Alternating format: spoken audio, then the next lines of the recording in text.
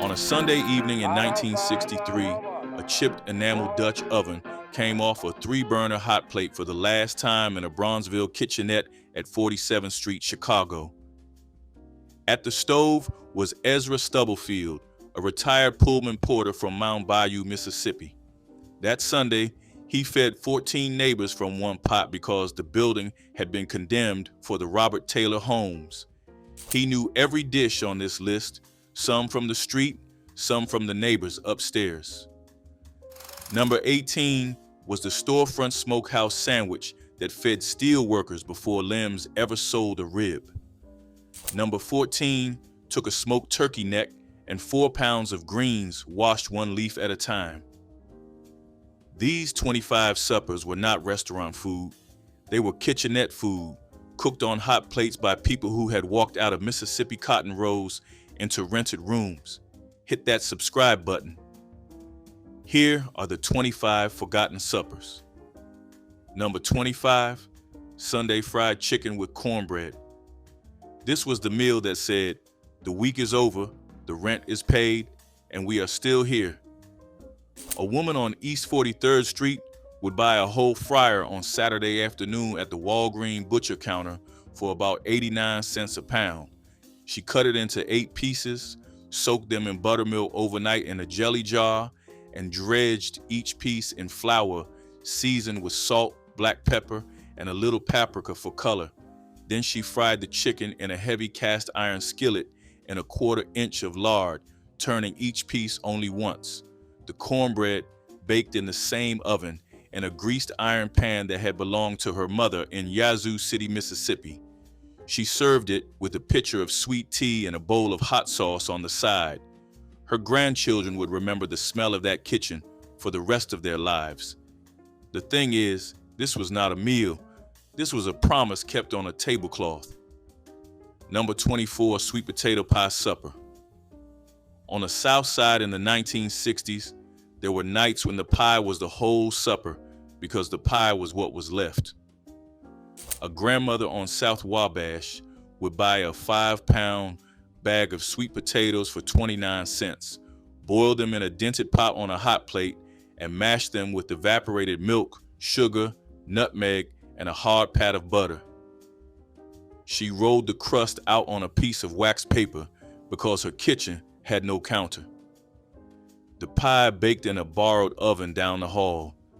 She served slices warm on saucers with a glass of cold milk. You sat at the kitchen table in your school clothes and you ate dessert for dinner, and nobody in the apartment called it strange. Nobody called it a hardship either. It was Tuesday. The rent was due Friday. The pie was beautiful. Back then, a pie could be a supper, and a supper could be a love letter. Number 23, chitlins with vinegar and hot sauce. This was the supper that tied a black family in Chicago directly back to a farm in the Delta because chitlins were the part of the hog white folks had always thrown away. A woman on East Garfield would buy 10 pounds of chitterlings from the corner meat market for about 39 cents a pound, clean them in her kitchen sink for 3 hours, and simmer them on a low flame with an onion, a whole clove of garlic, and a bay leaf for 4 hours. The apartment would smell for 2 days. She served them in a shallow bowl with white vinegar and a bottle of red hot sauce, a slice of white bread on the saucer to sop up the potlikker. Old timers from Alabama came from 3 buildings over when they heard she was cooking. They sat at her card table and they did not speak for the first bowl. That was reverence. That was a memory you could chew. Number 22, souse with saltines. Souse was the jellied meatloaf your grandmother made out of pig trotters, ears, and snout, and it lived in the icebox on the top shelf wrapped in wax paper. A woman on Indiana Avenue, born in Selma, would boil the parts with vinegar, red pepper flakes, bay leaf, and a whole onion for 5 hours, pick the meat off the bones, and pour the spice broth over it in a loaf pan. By morning, it had set into a cold, savory jelly. She sliced it thin and laid it on saltine crackers with a dab of yellow mustard. It was breakfast, lunch, or a supper eaten standing up before a night shift at the stockyards. A pound of souse cost about 15 cents to make and fed a grown man for 3 days.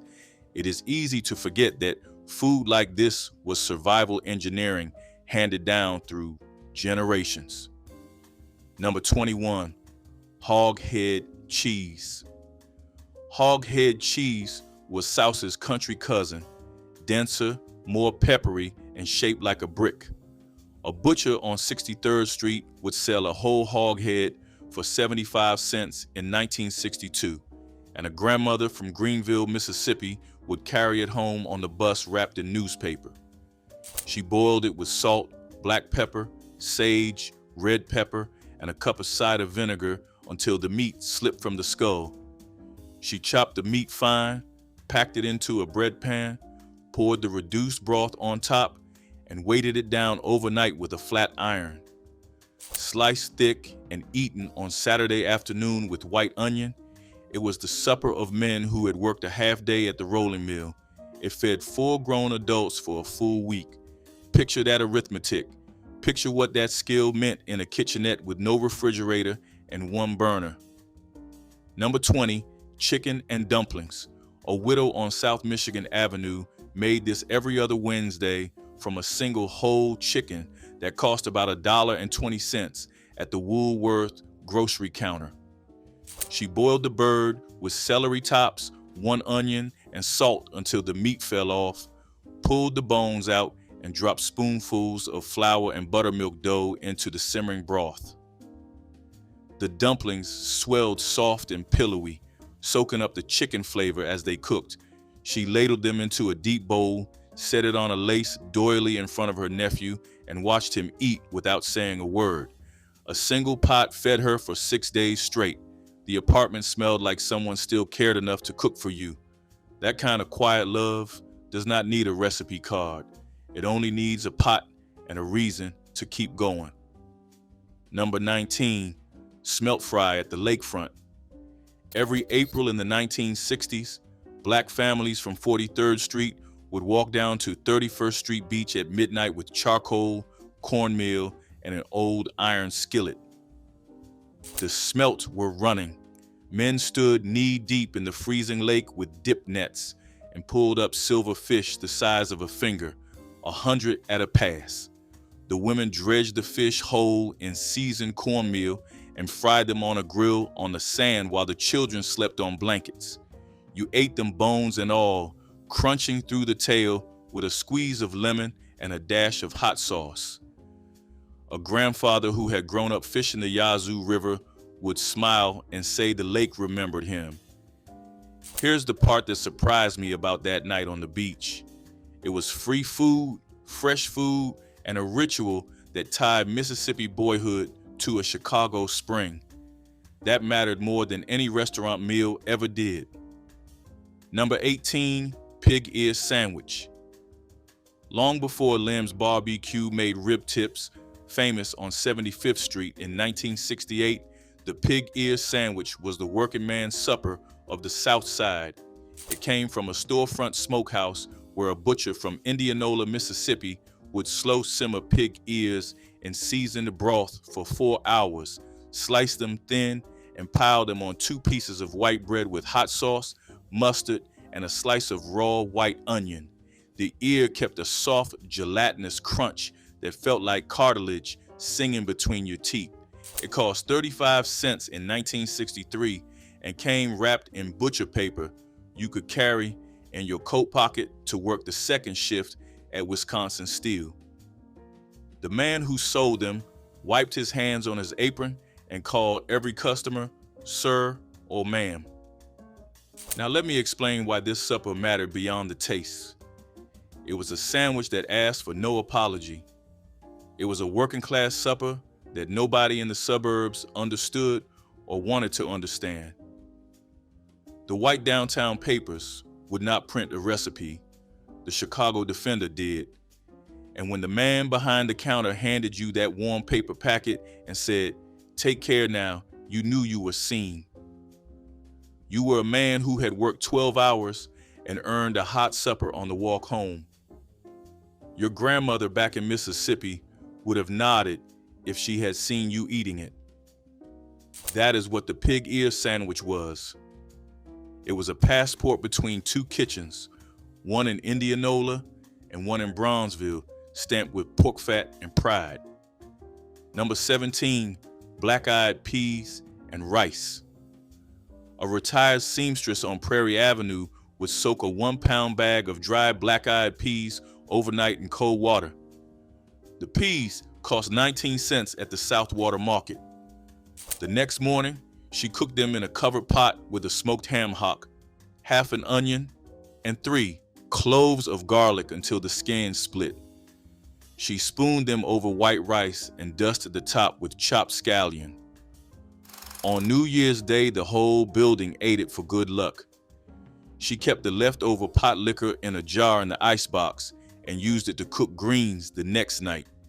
You did not waste a drop. Nothing went in the trash. Here is the simple beauty of the dish. It was cheap, filling, warming, and it tied you to every kitchen in the Delta that had ever been.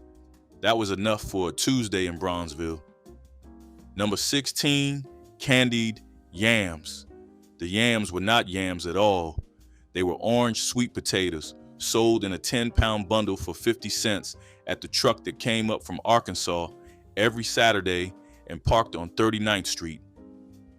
A grandmother from Tuskegee would peel them thick, slice them into rounds, and layer them in a baking dish with brown sugar, butter, cinnamon, nutmeg, and a splash of orange juice. They baked in a borrowed oven for an hour and a half until the syrup turned dark and sticky and the edges caramelized. Children fought over the corner pieces. She served them next to salt-cured ham on Sunday afternoon. The dish cost less than 30 cents to make and fed 8 people. That was the old arithmetic of Black Sunday dinner when the table was small and the generosity was large. Number 15, hot link sandwich on mother's bread. The hot link came up from the Mississippi Delta and found its second home on Maxwell Street and Halstead in the early 1960s. A vendor on a folding table outside the old market, a man who had walked out of Yazoo City in 1957, would grill thick pork and beef links over charcoal until the casing split and the grease hissed into the fire. He laid 2 links on a buttered slice of mother's bread, a cheap, soft white loaf baked in a factory on the west side, added grilled onions and a swirl of yellow mustard and folded it over. He sold it for $0.25. You ate it standing on the curb while a blues guitar player cried across the street. It was greasy, smoky, spicy, and it was breakfast after a Saturday night that had gone on too long. That sandwich was a full autobiography in one bite. Number 14, mustard greens with turkey neck. On a Tuesday in March 1964, a woman named Odessa Banks, who had raised 5 children in a kitchenette on East 35th Street after leaving Tupelo, Alabama, would stand at her hot plate and wash 4 pounds of fresh mustard greens, 1 leaf at a time, in a dented enamel basin. The greens cost about 12 cents a pound at the Kroger on 47th.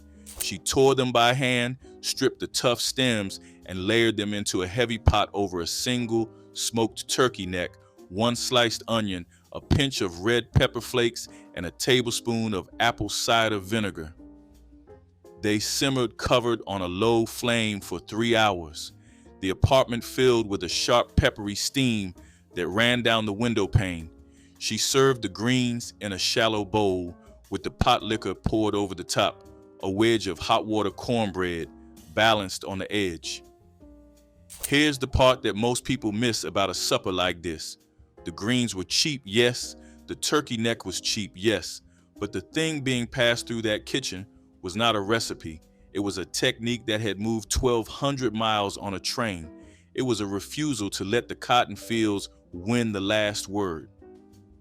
Odessa's daughter, 17 years old and about to be the first in the family to graduate high school, sat across from her mother that Tuesday and ate a bowl of greens that tasted like 1949, like 1932, like 1912, all the way back to a woman who had stood over a cast iron pot in Lowndes County and stirred with a hickory spoon she had carved herself.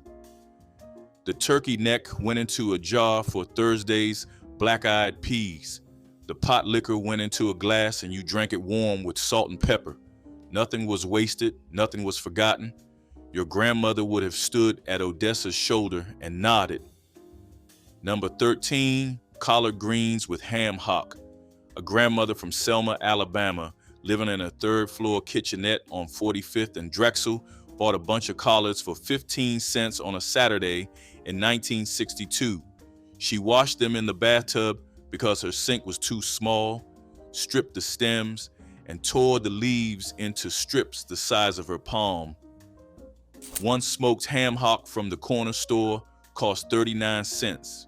She simmered them, together with a whole onion, garlic, red pepper, vinegar, and a pinch of sugar in a borrowed stock pot on a neighbor's stove. 4 hours later, the greens were silky, smoky, and glowing green.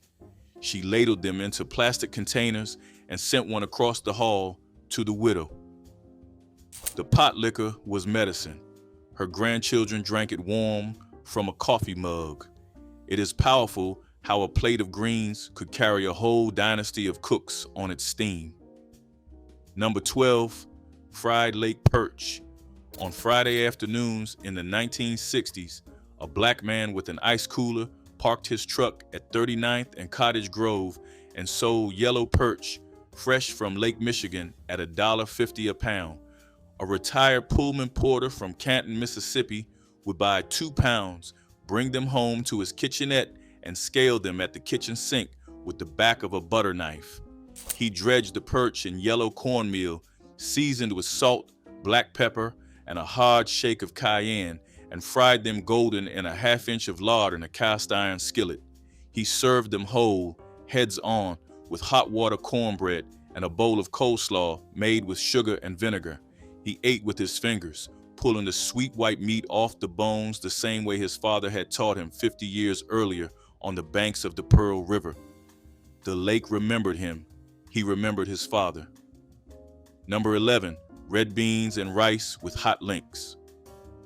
This supper came up from New Orleans through Memphis and settled in a kitchenette on South Parkway. A widow who had cooked in the dining car of the Panama Limited for 18 years would soak a pound of dried red beans overnight and cook them all day Monday with a smoked ham hock, 2 sliced hot links, an onion, green bell pepper, celery, thyme, bay leaf, and garlic. The aroma walked up the stairwell and into every apartment on the 3rd floor. She served a ladle of beans over a scoop of steamed white rice, the sliced hot links on top for color. A bowl cost her about 18 cents to make. She fed anyone who knocked on her door. Monday was Red Beans Day, and nobody in the building ever needed a reminder.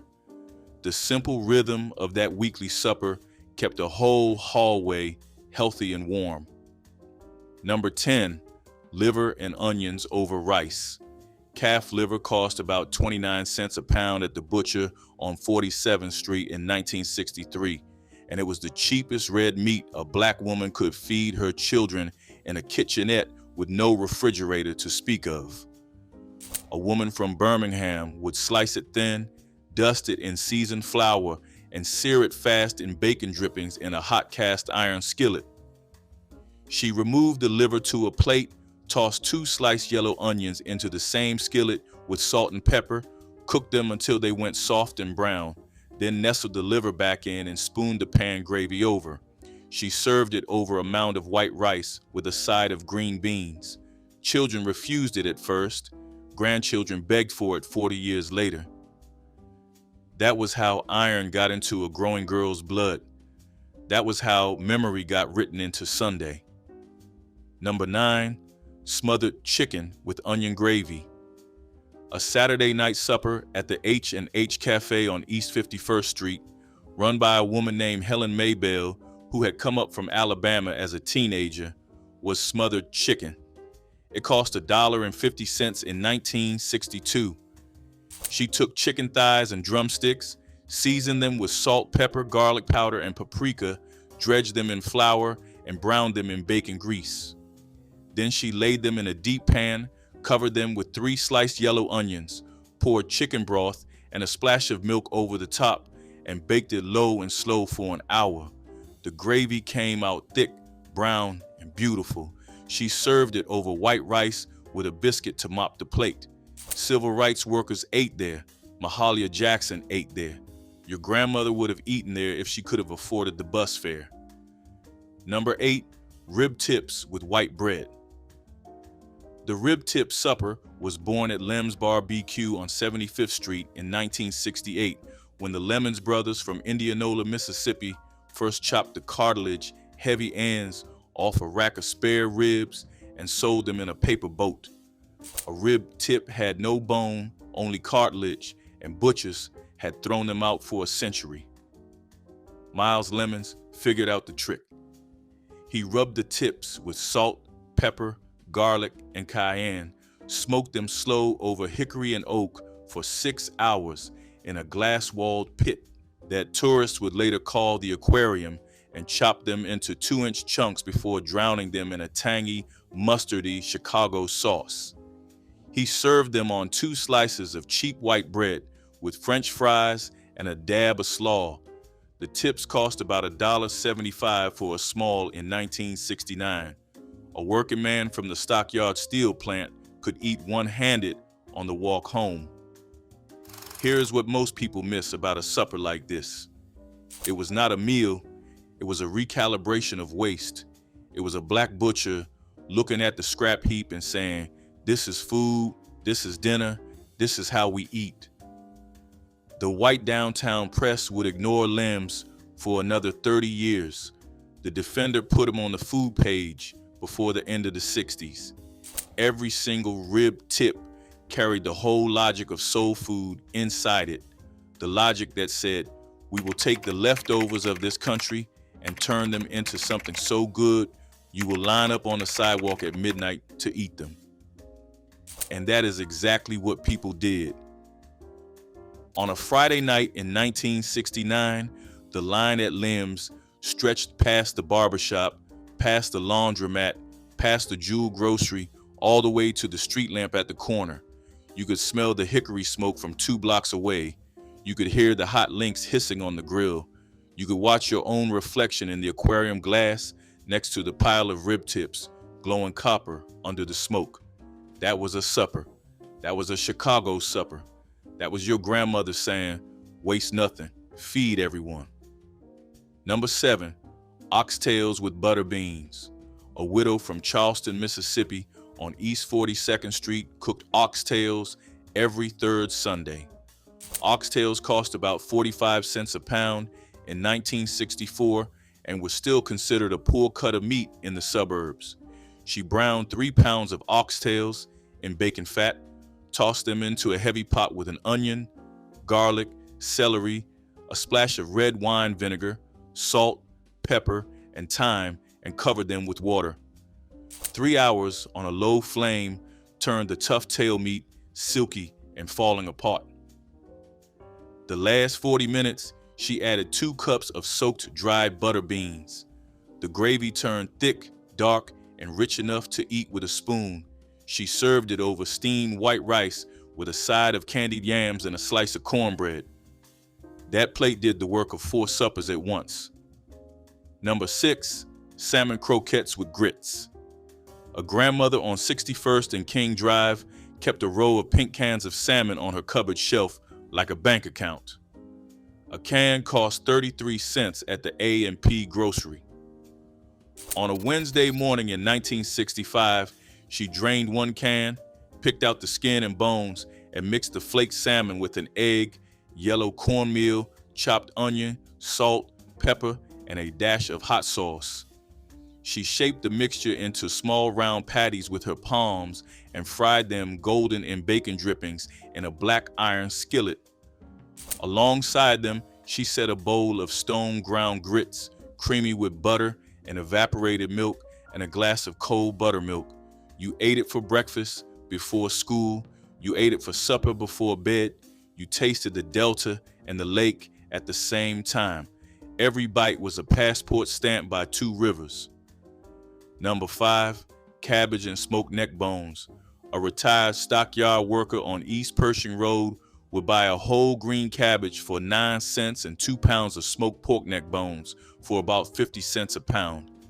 He browned the neck bones first in a heavy pot, then tossed in the cabbage cut into wedges, a sliced onion, 3 cloves of garlic, a splash of vinegar, salt, and crushed red pepper. He covered the pot and let it go on a low flame for 90 minutes. The cabbage wilted down to a sweet, smoky tangle, and the neck bone meat slipped off in strings. He served it in a shallow bowl with a wedge of hot water cornbread for mopping. It cost about 75 cents total. It fed him for 4 nights. The kitchen smelled like his mother's kitchen in Hattiesburg. That was the whole point. Number 4, Mississippi catfish nuggets. On a Friday night in Bronzeville, you could smell catfish frying from the lobby of any apartment building on Indiana Avenue. A woman from Clarksdale, Mississippi, would buy 2 pounds of catfish nuggets, the bellies and tails that the fish market sold cheap at about 59 cents a pound. She soaked them in buttermilk for an hour, dredged them in yellow cornmeal, seasoned with salt, pepper, garlic powder, and cayenne, and fried them in 3 inches of bubbling lard in a deep cast iron kettle. The nuggets came out crackling, golden, and sweet with the sharp tang of the Mississippi Delta in every bite. She served them with hush puppies, cold slaw, and a slice of lemon. A whole supper for a family of 6 cost $1.25. The oil went in a jar for next Friday's frying. The memory went nowhere. Number 3, hot water cornbread. A cast iron skillet, a cup of white cornmeal, a pinch of salt, and a kettle of boiling water. That was the whole grocery list. A grandmother from Greenwood, Mississippi, on West 69th Street would pour the boiling water slowly into the cornmeal until it formed a thick paste, salt it, shape it by hand into flat oval patties, and drop them into a 1/4 inch of hot lard in her skillet. 2 minutes aside, the patties crisped up dark gold on the outside and stayed soft as porridge on the inside. She served them with any bowl of anything: greens, beans, stew, a glass of buttermilk. A whole pan cost 3 cents. It fed a family. Here is the beautiful, simple truth. This was not cornbread. This was a technique that had crossed the Atlantic on a slave ship, walked the Delta for 3 centuries, and stepped off the Illinois Central at 12th Street Station in a paper bag. Number 2, neck bones and lima beans. Pork neck bones cost 29 cents a pound at the butcher on 47th Street in 1963. A pound of dried lima beans cost $0.25. A woman from Jackson, Mississippi, whose husband worked the late shift at the post office, would soak the limas overnight in a mason jar, then simmer them the next afternoon with the neck bones, an onion, garlic, salt, black pepper, and a bay leaf for 3 hours on her hot plate. The marrow melted out of the bones and thickened the broth into gravy. The limas turned creamy and pale gold. She served it all over white rice with a dash of hot sauce and a wedge of hot water cornbread. $2 of groceries fed 4 people for 3 nights. Here's the thing nobody on the North Shore knew. That bowl of limas and neck bones was more nutritious, more flavorful, and more honest than any $12 plate downtown. Number 1, smothered pork chops with rice gravy.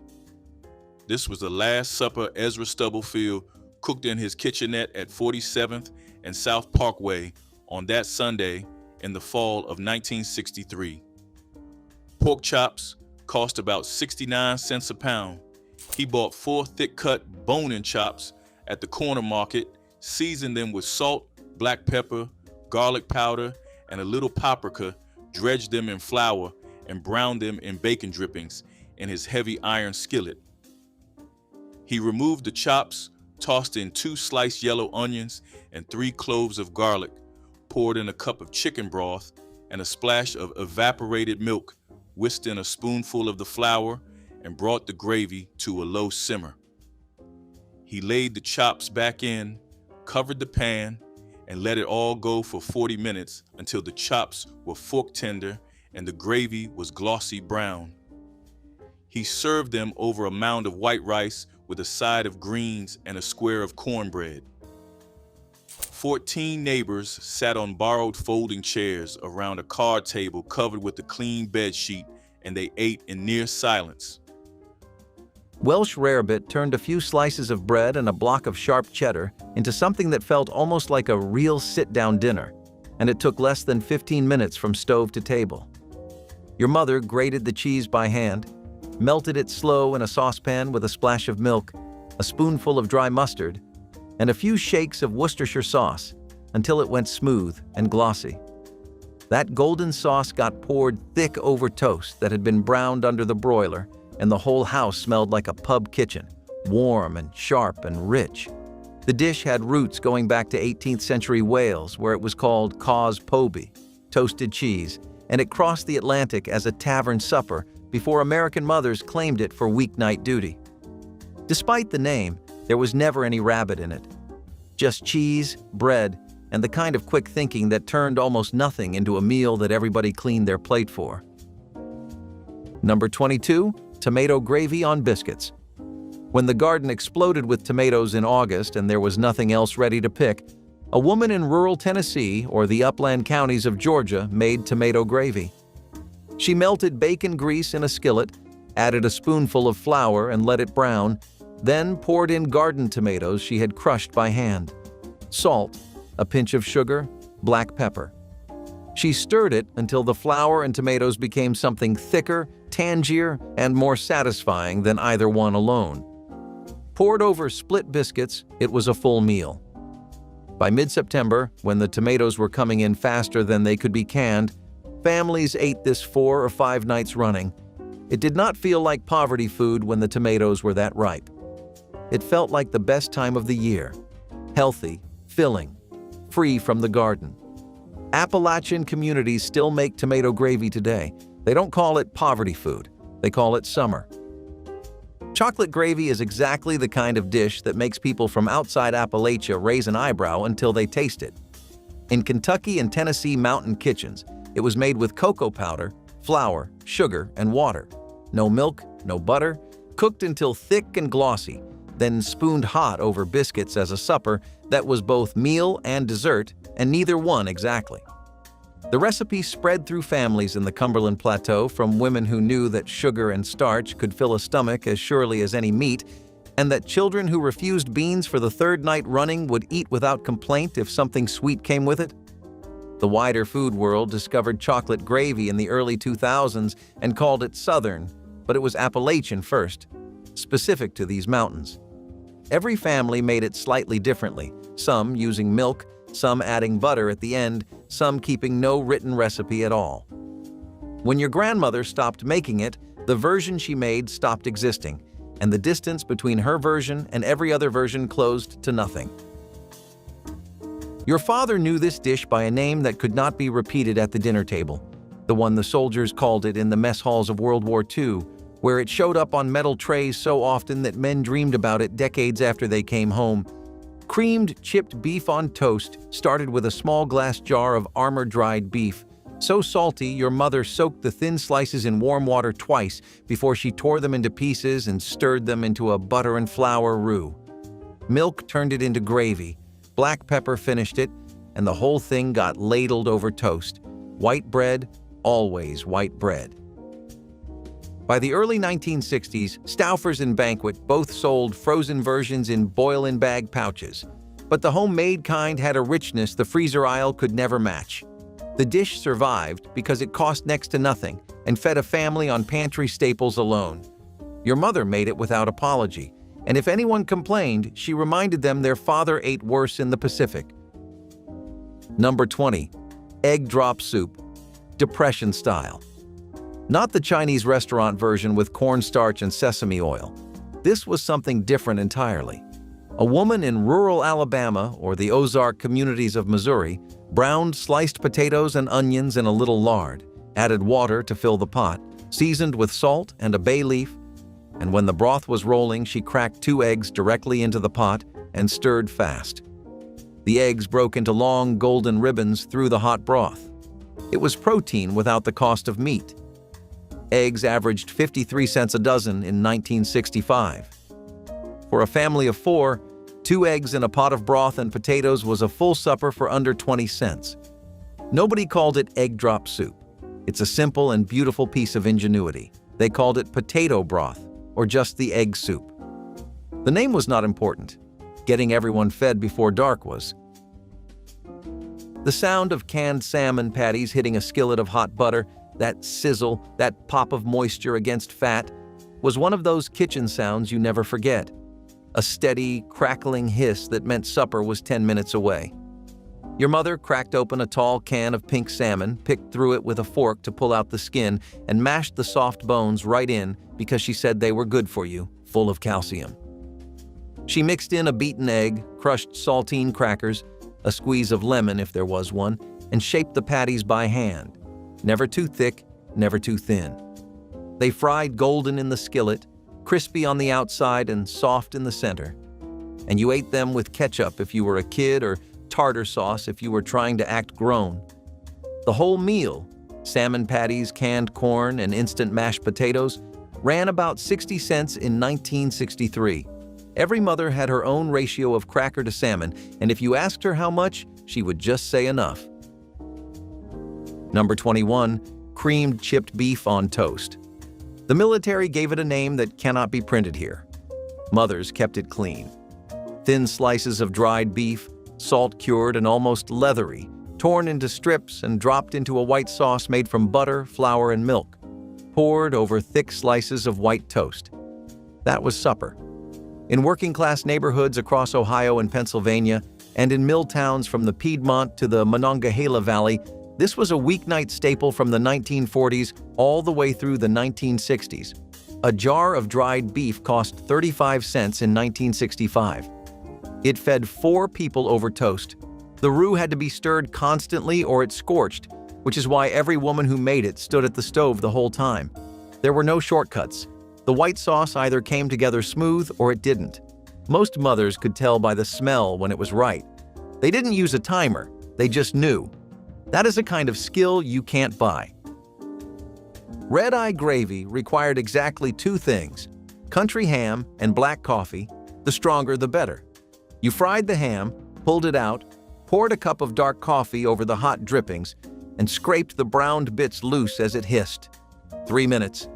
Done. Some people in Appalachia called it red sop, and the name came from the reddish ring the coffee and fat left at the skillet's edge, darker on the outside, lighter in the center, like an eye. Country ham had been a staple in Virginia and the Mountain South since colonial times, and the tradition of deglazing ham drippings with coffee likely came from Scots-Irish settlers who wasted nothing and never saw a reason to change. You poured it over grits or biscuits, and the bitterness of the coffee cut the salt and fat in a way that shouldn't have worked, but absolutely did.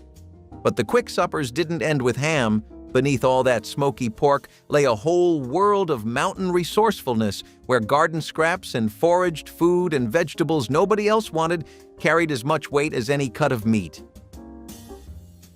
Nobody in the house called it American goulash. It was just the skillet or that macaroni thing or whatever name your family gave the one-pan supper that showed up every other Thursday. Elbow macaroni, ground beef browned with onion, a can of stewed tomatoes, and sometimes a handful of whatever cheese was getting hard in the back of the refrigerator.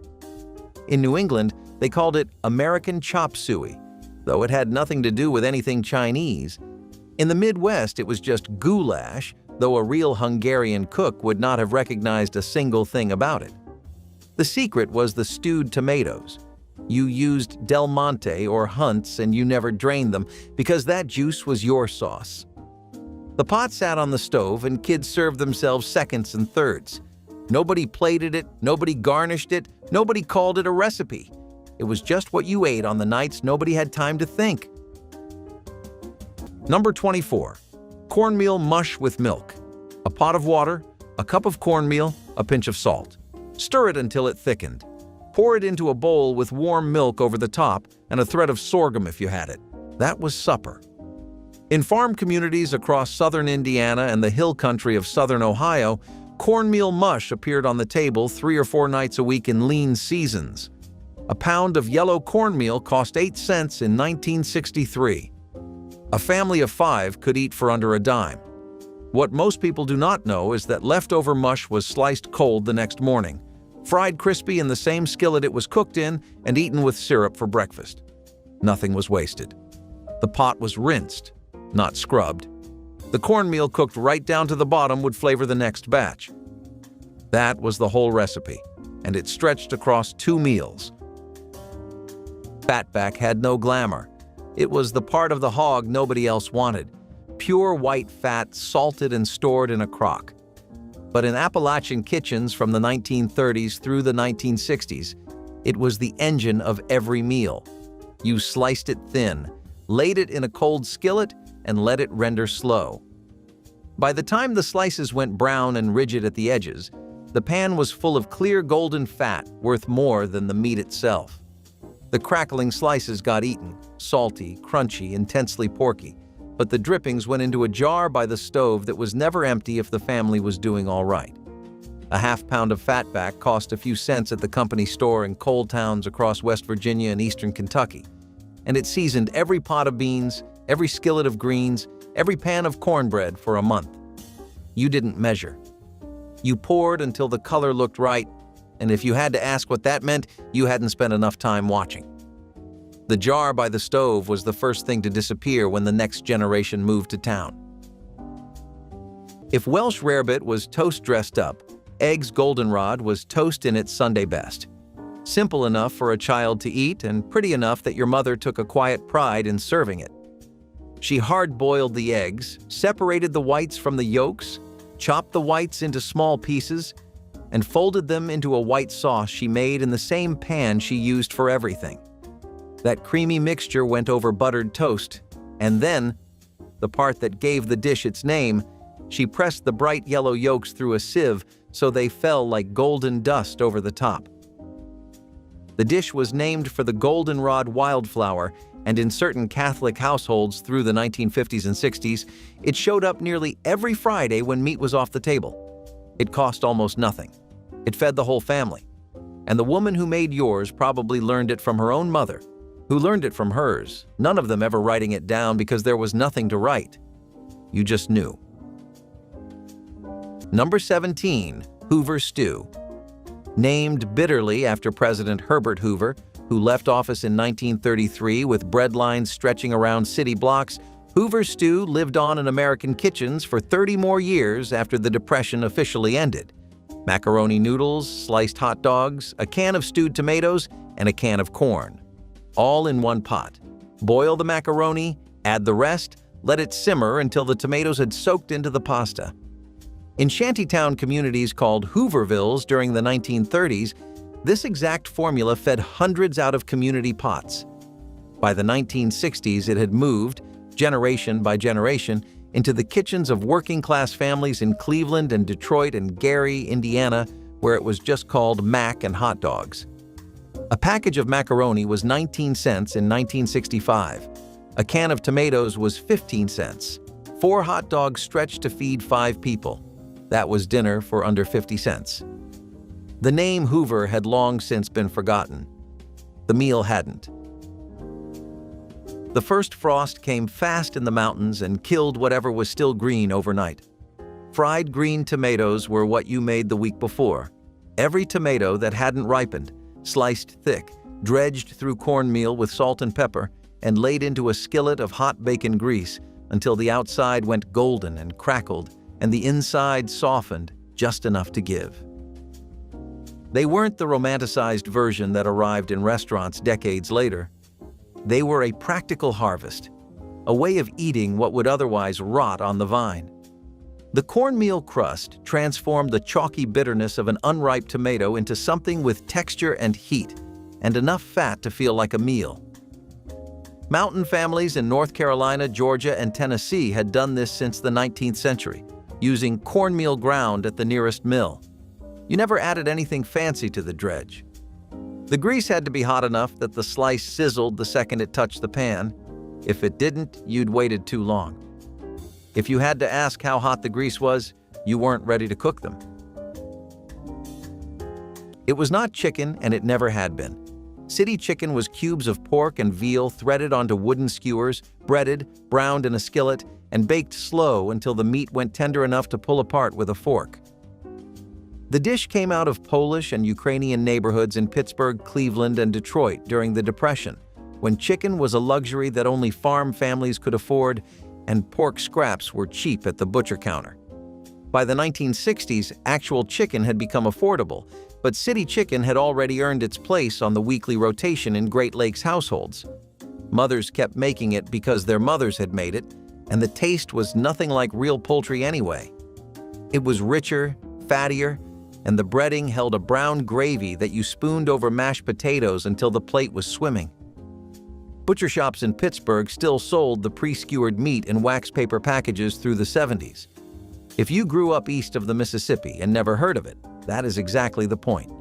This was a dish that belonged to the families who made it and nobody else. The building came down 6 weeks later.